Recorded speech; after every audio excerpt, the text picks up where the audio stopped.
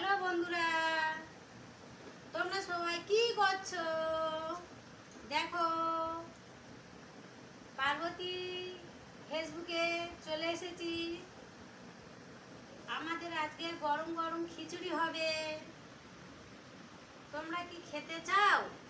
খেতে যদি চাও তারপরে খিচুড়ির জন্য নিয়েছি গাজর কুচে, এই আলু কেটে নিয়েছি, কুমড়ো কেটে নিয়েছি, এই বরবটি, এই টমেটো, কাঁচা লঙ্কা, সয়াবিন দিয়ে খিচুড়ি হবে।